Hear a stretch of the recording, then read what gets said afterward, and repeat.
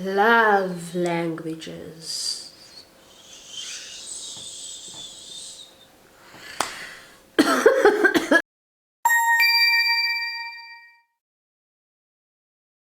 So I thought it would be interesting to do the love language quiz. There's a few on the internet, but I think the one we're doing is from an actual book, or there was a book written about it, but we are going to just do the quiz. I haven't read the book because I thought it would be interesting, and also it's important, especially if you're in a relationship or in a marriage, that you know what your partner's love language is, because it just makes things a lot simpler and you understand them better. Do you agree? I absolutely agree. I feel it's very important for you to know what your partner's love language is so that you can love them better in the way that they will feel loved the most. So I'm quite excited to do the quiz with Annie today. You sound super excited. Okay, so we're gonna do the quiz and then we're gonna discuss our results afterwards. So see you in like a fast forwarded 30 seconds.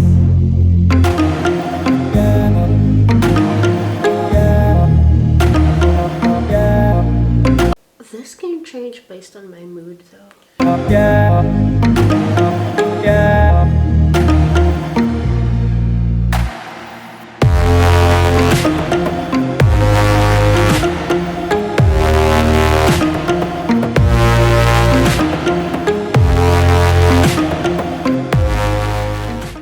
Okay, so we finished with the quiz, and my primary love language is words of affirmation. Actions don't always speak louder than words. If this is your love language, unsolicited compliments mean the world to you. Hearing the words "I love you" are important. Hearing the reasons behind that love sends your spirit skyward. Insults can leave you shattered and are not easily forgotten.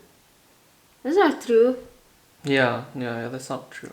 Kind, encouraging, and positive words are truly life-giving. Well, yeah, it is.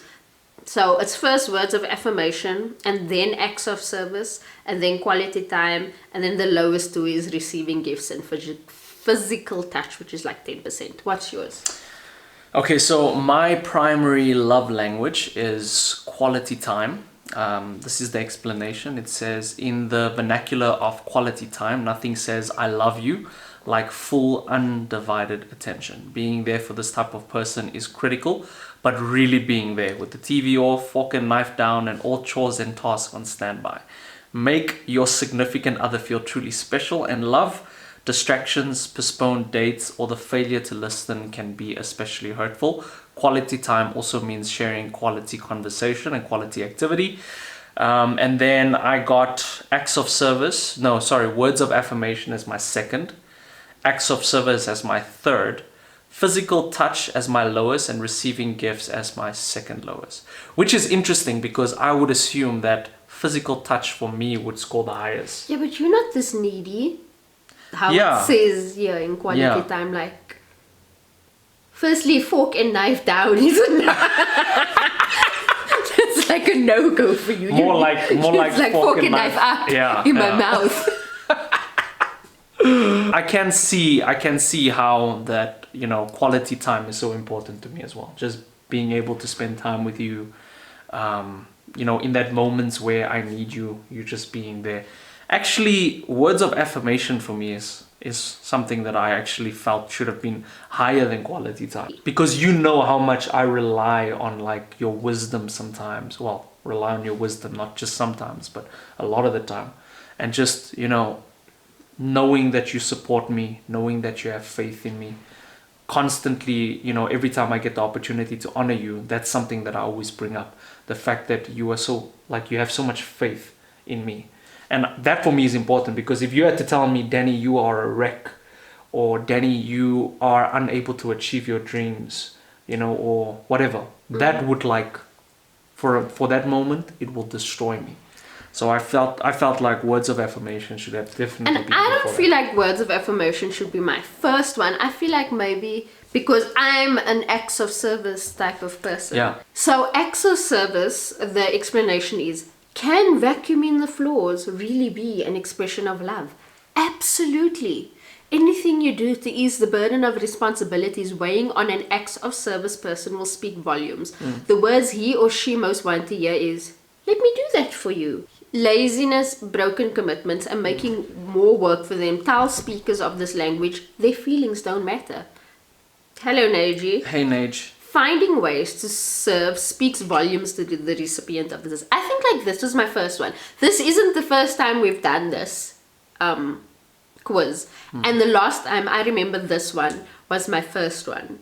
Yeah. So it's weird how it changed. I think this Yeah. quiz changes on your moods. Yeah, yeah. Also, the questions are limited. It's not like you don't have a broad base of questions. Yeah, yeah. But yeah. And I don't think that it's supposed to tell you, hey, this is your exact love language, stick to this thing. I think it's a way to monitor where you are positioned at that point in time and what your love need is at that point in time. So I think this quiz is actually good if you just trying to understand your partner better, understand what works for them, understand how you can be a better partner, because it's not all about receiving in a relationship. It's definitely in a relationship you should be the one, you should always be thinking what can I give, Yeah. you know, and not what can I receive. So for me, this is like a cool way to find out what it is that you can be doing for your partner, because if I do to Daniel like Daniel wants to be done unto him, he's gonna Well put. he's gonna treat me better. So it's Yeah. like a win-win situation in trying to just understand your partner. Yeah, I absolutely agree. And, you know, like the explanations that is found in a lot of these, you know, these 5 love languages are very surface. But at the end of the day, it's really just small little acts that you do each and every single day that make such a massive difference. And now knowing that, you know, Annie is someone who responds in terms of acts of service and even words of affirmation, I can see why she likes my poetry a lot more. My poetry makes her feel very special, and you know, I will continue That's to just. because he literally puts me in majority of his poems. Like he writes poems for She's me. yeah, she's like my inspiration. I when it comes walked to down poetry. the aisle to his voice. He wrote a poem Yeah, yeah. about me. So I walked down the aisle to that poem. Yeah, and I mean, acts of service, I think that's another big one of yours as well, because, you know, she is someone that loves back scratches, massages, and I think this is every woman in the world, but Annie just, it's like a times 10 with her. And maybe other husbands and other boyfriends out there can relate to what I'm saying. I mean, if he could literally manage curly hair, he'd probably be washing my hair every week as well. But he can't, so I have to do it. Yeah, I'm already struggling a bit with Jaide's hair because he's got a bit of a curly hair and he's got really long hair as well, and just combing it out is such a great frustration for me already. Well, you want a daughter, so... Yeah, but that's why I told her that I've been practicing and, you know, I'm getting better. I've been able to do the bola and all that stuff, you know. You haven't. Your bolas are lopsided. They're all lopsided. All flimsy bolas. But yeah, this was just like a short snippet. If you guys are interested to do the love languages, basically just you go onto Google and you type like 5 love languages. There's a lot of quizzes that come up, but we chose the specific one, the first one, that looks like legit. You know, it's a legit quiz. There's a book and everything about it. And then we done that. And I think it's something we can do every end of the month. Yeah. Because like I said, it does change. It's changed based on your feelings, it's changed based on your moods. Because the last time mine was acts of service and now it's words of affirmation. So in this time where I'm at, I need words of affirmation. In this time where he's at, he needs quality time. Yeah. Which is weird because we're in lockdown. All we're doing is spending quality time. But that's why it means so much, and that's You know. why we've been growing more and more closer together. But maybe that's why it's quality time, Yes. because we've been spending so much time together, Yeah. and he just realizes how awesome I am, and it's like you can't spend enough time with me. So that makes so much sense. I Yeah. agree. Yeah, so I agree. yeah, so I would also encourage you guys to just check it out. I think it's, you know, it's a really good starter on how you can practice this selfless love. And what's cool about this is that once you know what your love language is, and once you know what your partner's love language is, you don't put unrealistic expectations on them to live up to a certain standard or to a certain love language in which they score the lowest on. So I mean, if you are someone who scores very high, or very high in terms of the physical touch one, what is it? Yeah, it's called physical touch, and your partner scored the lowest there, but for her or for him, acts of service is high. Obviously, there needs to be compromise in that relationship, but you shouldn't have this high expectation now that this person needs to be the person to hold you 24/7, kiss you in public, etc., etc., etc. Yeah, compromise. Because if, for example, if his was physical touch and my lowest was physical touch, as much as I don't expect him to get affection from me like every 5 minutes, I also can't expect not to give it, knowing that his most important love language is physical touch, because then that is just like not working. Then the point of this quiz was of no use whatsoever, because now I have an understanding of how important it is to him.